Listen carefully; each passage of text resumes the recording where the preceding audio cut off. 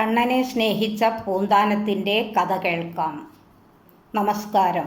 കൃഷ്ണ കൃഷ്ണ മുകുന്ദ ജനാർദ്ദന, കൃഷ്ണ ഗോവിന്ദ നാരായണ ഹരേ, അച്യുതാനന്ദ ഗോവിന്ദ മാധവ, സച്ചിദാനന്ദ നാരായണ ഹരേ.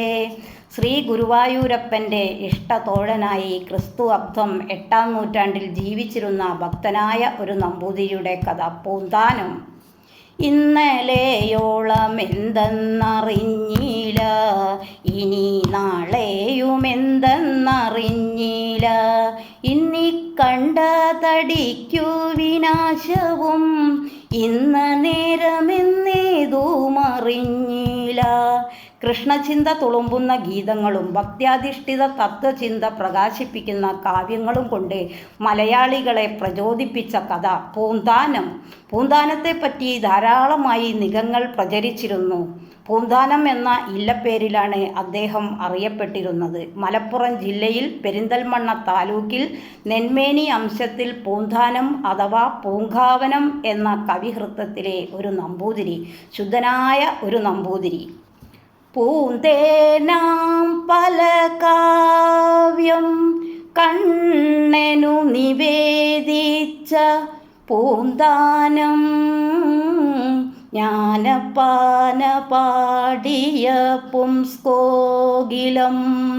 പൂന്താനം ജ്ഞാനപ്പാന പാടിയ പുംസ്കോകിലം.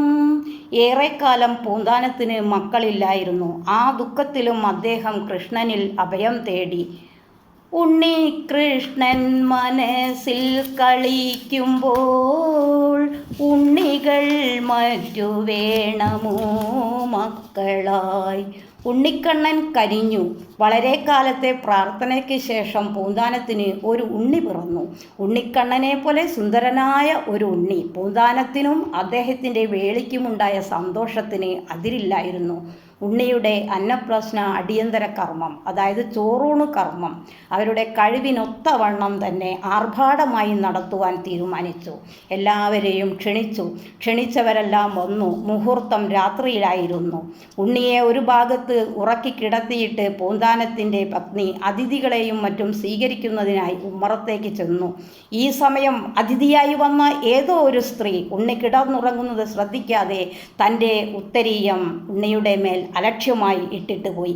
പിന്നാലെ വന്ന മറ്റൊരു സ്ത്രീ അവരുടെ മേൽമുണ്ടൂരി അവിടെ ഇട്ടു. ചോറൂണിൻ്റെ മുഹൂർത്തത്തിന് അല്പം മുൻപ് ഉണ്ണിയെ എടുത്ത് കുളിപ്പിക്കുവാനായി ചെന്ന ആ അമ്മ കണ്ടത് ആ തുണിക്കെട്ടുകൾക്കിടയിൽ ശ്വാസം മുട്ടി മരിച്ചു കിടക്കുന്ന തൻ്റെ പൊന്നോമന പുത്രനെയാണ്. എൻ്റെ മോനെ, നിനക്കെന്തു പറ്റി? കണ്ണു തുറക്കടാ, അവർ വാവിട്ട് നിലവിളിച്ചു. ആ കാഴ്ച കണ്ട് സങ്കടം സഹിക്കവയ്യാതെ പൂന്താനം തലതല്ലിക്കരഞ്ഞു. ആറ്റുനോറ്റുണ്ടായൊരുണ്ണി, 1000 നേർച്ച നേർന്നുണ്ടായൊരുണ്ണി, ആര് സമ്മാനിച്ചു പോയോ നീ, ആരോ മെലമിന്നെന്നുണ്ണി. പുത്രവിയോഗം പൂന്താനത്തിൻ്റെ മനസ്സിനെ ആകപ്പാടെ ഉലച്ചു. ഉണ്ണി മരിച്ചതോടെ അദ്ദേഹം തീർത്തും വിരക്തനായി. ആ ദുഃഖത്തിൽ ഉള്ളുരുകി എഴുതിയതാണത്രേ ഇഹലോക ജീവിതത്തിൻ്റെ നശ്വരത വെളിവാക്കുന്ന ജ്ഞാനപ്പാന. കണ്ടു കണ്ടങ്ങിരിക്കും ജനങ്ങളെ, കണ്ടില്ലെന്നു വരുത്തുന്നതും ഭവാൻ, 2-4 ദിനം കൊണ്ടൊരുത്തനെ തണ്ടിലേറ്റി നടത്തുന്നതും ഭവാൻ. മാളിക മുകളേറിയ മന്നൻ്റെ തോളിൽ മാറാപ്പുകേറ്റുന്നതും ഭവാൻ, തോളിൽ മാറാപ്പുകേറ്റുന്നതും ഭവാൻ. കൃഷ്ണ കൃഷ്ണ മുകുന്ദ ജനാർദ്ദന, കൃഷ്ണ ഗോവിന്ദ നാരായണ ഹരേ, അച്യുതാനന്ദ ഗോവിന്ദ മാധവ, സച്ചിദാനന്ദ നാരായണ ഹരേ. അത്യന്തം ദുസ്സഹങ്ങളായ വ്യസനങ്ങൾ നേരിടുന്ന കാലങ്ങളിൽ ജ്ഞാനചിന്തയാണ് മനസ്സിന് സമാധാനം ഉണ്ടാക്കുന്നത്. പുത്രവിയോഗത്തെ തുടർന്ന് പൂന്താനം ഗുരുവായൂരപ്പനിൽ അഭയം തേടി.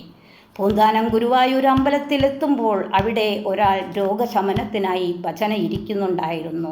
മഹാസംസ്കൃത പണ്ഡിതനായ മേൽപ്പത്തൂർ നാരായണ ഭട്ടതിരി. വിദ്വാനായ ഭട്ടതിരിക്ക് പൂന്താനത്തിനോട് അകമേ പുച്ഛമായിരുന്നു. പൂന്താനം ഒരു ദിവസം ഭട്ടതിരിയെ കാണാനായി പോയി. ഒപ്പം താൻ രചിച്ച കാവ്യവും കയ്യിൽ കരുതി. എന്താ പൂന്താനം? ഒന്നുമില്ല, വെറുതെ ഒന്ന് കാണാൻ വന്നതാ. ഓഹോ, കണ്ടൂലോ, എന്നാ പോയിക്കൂടെ? അല്ല, ഒരു കാവ്യം ഉണ്ടായിരുന്നു. എന്താത്?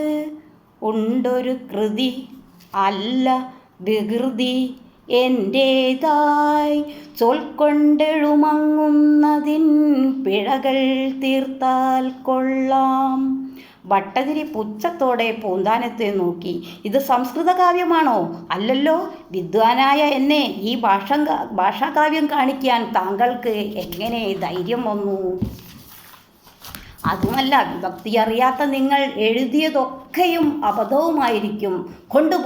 കൊണ്ടുപോയി വല്ല ഭാഷാകവികളെയും കാണിക്കി. ക്രൂരമായ പരിഹാസവാക്കുകൾ കേട്ട് ഹൃദയം തകർന്നുപോയ പൂന്താനം ആ കൃഷ്ണസന്നിധിയിൽ നിന്നും പൊട്ടിക്കരഞ്ഞുപോയി. പെട്ടെന്ന് ഒരു പൊട്ടിക്കരച്ചിൽ. പൂന്താനം തിരിഞ്ഞു നോക്കുമ്പോൾ കൃഷ്ണ, ഹരേ കൃഷ്ണ. ഇരുകാലുകളും പിടിച്ച് വേദന സഹിക്കവയ്യാതെ ഭട്ടതിരി പൊട്ടിക്കരയുകയാണ്. ശമിച്ചിരുന്ന വാതരോഗം കലശലായി. അപ്പോൾ അവിടെയഥാ ഒരു ദിവ്യപ്രകാശം. ഒരസിൽ കേളിയേറിന മേൽപ്പത്തൂരിൻ്റെ വിഭക്തിയെ കാളിക, പൂന്താനത്തിൻ ഭക്തിയാണെനിക്കിഷ്ടം. കൃഷ്ണൻ്റെ സ്വരമുയർന്നു. പാണ്ഡിത്യഗർഭ് പൂണ്ട ഭട്ടതിരി എത്രയും പെട്ടെന്ന് ഈ ഭാഷാകവിയുടെ സങ്കടം തീർക്കണം, എന്നാലേ ഈ വാതരോഗം ശമിക്കുകയുള്ളൂ. പൂന്താനത്തോടുള്ള ദൈവപ്രീതി കേട്ട് ഭട്ടതിരി അന്തം വിട്ടു. പൂന്താനത്തിൻ്റെ കാലു പിടിച്ച് മാപ്പ് അപേക്ഷിച്ചു. ആ ഭാഷാകാവ്യം വായിച്ച് ഭട്ടതിരി പ്രശംസിച്ചു. പൂന്താനത്തെ അപമാനിക്കുന്നത് ശ്രീ ഗുരുവായൂരപ്പൻ സഹിക്കില്ല. അത്രയ്ക്കാണ് ആ ഭക്തനോടുള്ള പ്രേമം. പൂന്താനത്തില്ലത്തെ പൂജനാം വിപ്രൻ്റെ പൂർവഭരരത്ന കണ്ണനല്ലോ. പൂന്തേനാം ചുറ്റിയ കാവ്യങ്ങൾ വിരചിച്ച പൂന്താന കോവില ഭക്ത്യപാനം. പൂന്താനത്തിന് പാണ്ഡിത്യം കുറവായിരുന്നെങ്കിലും ഗുരുവായൂർ അമ്പലത്തിൽ പല പണ്ഡിതന്മാരും ഭാഗവതം വായിച്ച് അർത്ഥം പറയുന്നത് കേട്ട് ഭാഗവതം തന്നെ അദ്ദേഹത്തിന് ഹൃദ്യസ്ഥമായി. ആര് ഭാഗവതം വായിച്ചാലും അർത്ഥം പറയാൻ പൂന്താനം വേണമെന്നായി ആളുകൾക്ക്. അതോടെ പണ്ഡിതന്മാർക്ക് പൂന്താനത്തിനോട് അസൂയയുമായി. ഇയാളെ ഒരു പാഠം പഠിപ്പിക്കണം അവർ തീരുമാനിച്ചു. അന്ന് ഗുരുവായൂരപ്പന് ഏറ്റവും പ്രിയപ്പെട്ട രുക്മിണീ സ്വയംവരം ആയിരുന്നു. രുക്മിണിയുടെ ദൂതുമായി ഒരു ബ്രാഹ്മണൻ കൃഷ്ണനെ കാണാൻ ചെന്നതാണ് സന്ദർഭം. രുക്മിണി ഇങ്ങനെയൊക്കെ പറഞ്ഞ് ഒരെഴുത്തും കൊടുത്തയച്ചു എന്ന് പൂന്താനം അർത്ഥം പറഞ്ഞു. ഹേ, ആ പറഞ്ഞത് ശരിയല്ല. എഴുത്ത് കൊടുത്തയച്ചു എന്ന് ഏത് ശ്ലോകത്തിലാണ് പറഞ്ഞിട്ടുള്ളത്? പൂന്താനം ഇളിഭ്യനായി. അപ്പോൾ ശ്രീകോവിലിനകത്തു നിന്ന് ഒരു അശരീരിയുണ്ടായി. എഴുത്തു കൊടുത്തയച്ചില്ല എന്ന് ഏത് ശ്ലോകത്തിലാണ് പറഞ്ഞിട്ടുള്ളത്? ആ പണ്ഡിതൻ എൻ്റെ അടുക്കലേക്ക് വന്നപ്പോൾ രുക്മിണിയുടെ ഒരു എഴുത്തും കൂടി കൊണ്ടുവന്നിരുന്നു. സാക്ഷാൽ കൃഷ്ണൻ്റെ ശബ്ദം കേട്ട് അവിടെ കൂടിയിരുന്നവർ അത്ഭുതപ്പെട്ടു. കൃഷ്ണൻ പൂന്താനത്തിൻ്റെ രക്ഷയ്ക്കെത്തി. പൂന്താനത്തില്ലത്തെ പൂജനാം വിപ്രൻ്റെ പൂർവഭരരത്ന കണ്ണനല്ലോ. പൂന്തേനാം ചുറ്റിയ കാവ്യങ്ങൾ വിരചിച്ച പൂന്താന കോവില ഭക്ത്യപാനം. പൂന്താനത്തിൻ്റെ ഖ്യാതി നാടെങ്ങും പരന്നു. ക്ഷേത്രത്തിലെ നമസ്കാര ഭക്ഷണത്തിൻ്റെ സമയത്ത് പൂന്താനത്തിനെ സ്ഥിരമായി മാന്യസ്ഥാനം നൽകി ആദരിച്ചു. പക്ഷേ അന്നൊരു ദിവസം പൂന്താനം ഇന്ന് നമസ്കാര സദ്യയ്ക്ക് മാന്യസ്ഥാനത്തിരിക്കേണ്ട. ക്ഷേത്രത്തിൽ മഹാപണ്ഡിതനും വിദ്വാനുമായിട്ടുള്ള ഒരാൾ, വേദാർഹനുമായ ഒരാൾ വന്നിരിക്കുന്നു. അദ്ദേഹത്തിന് വേണ്ടി ആ സ്ഥാനം പൂന്താനം ഒഴിഞ്ഞു കൊടുക്കണം. ആ സ്ഥാനം ഒഴിഞ്ഞു കൊടുക്കാൻ പൂന്താനം വിഷമിച്ചു. ഒഴിഞ്ഞു കൊടുക്കില്ലെന്നാണോ? ഇത്രയ്ക്ക് അഹങ്കാരമായോ? എഴുന്നേറ്റ് പോണം. ഹേ, ഇല്ല ഇല്ല, ഞാൻ പോവില്ല. ഇയാളെ പിടിച്ചു പുറത്താക്കാൻ ഇവിടെ ആരുമില്ലേ? ക്ഷേത്രാധികാരികൾ ഇയാളെ പിടിച്ച് വലിച്ച് അവിടെ നിന്ന് എഴുന്നേൽപ്പിച്ചു. അദ്ദേഹം കണ്ണുനീർ പൊഴിച്ചു. വേണ്ട, എനിക്കൊരു സ്ഥാനവും വേണ്ട.